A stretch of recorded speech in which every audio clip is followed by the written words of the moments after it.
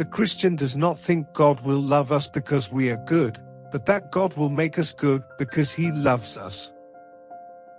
Though our feelings come and go, God's love for us does not. We want not so much a father but a grandfather in heaven, a God who said of anything we happen to like doing, "What does it matter so long as they are contented?" Do not waste time bothering whether you love your neighbor, act as if you did. As soon as we do this, we find one of the great secrets. When you are behaving as if you loved someone, you will presently come to love him.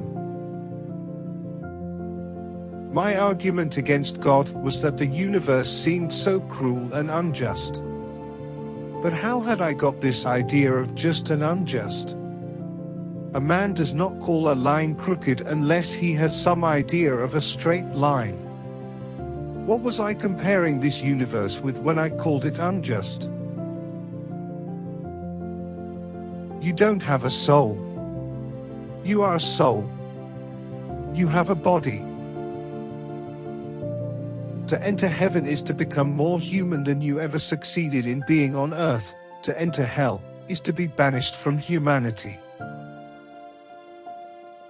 If we find ourselves with a desire that nothing in this world can satisfy, the most probable explanation is that we were made for another world.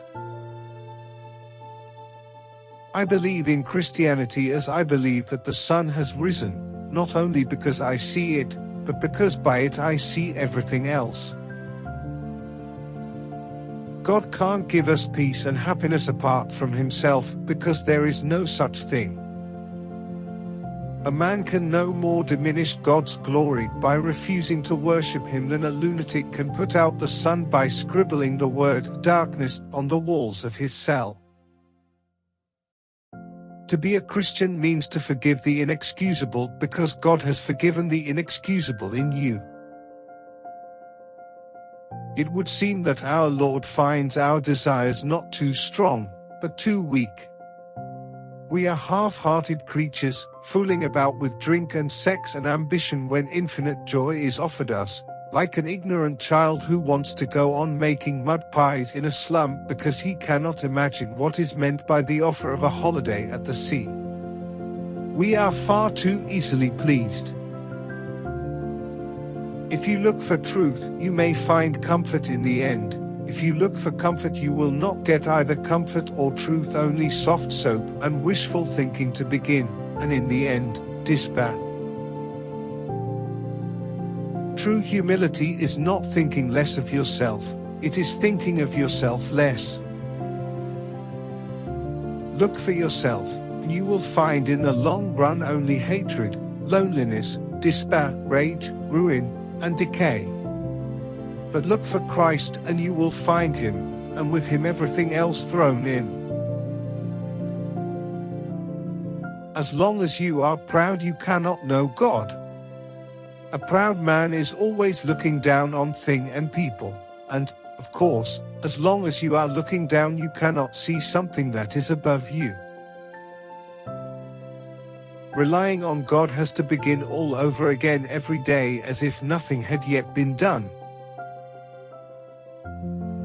The great thing to remember is that though our feelings come and go, God's love for us does not.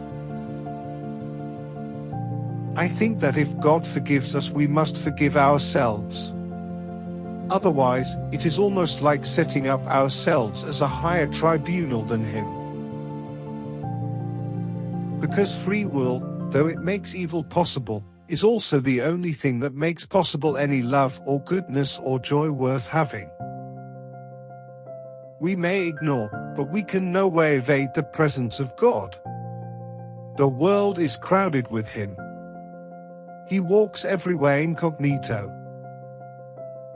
There is but one good, that is God.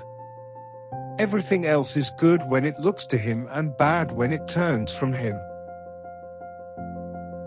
When you argue against Him, you are arguing against the very power that makes you able to argue at all. It is like cutting off the branch you are sitting on. No man knows how bad he is till he has tried very hard to be good.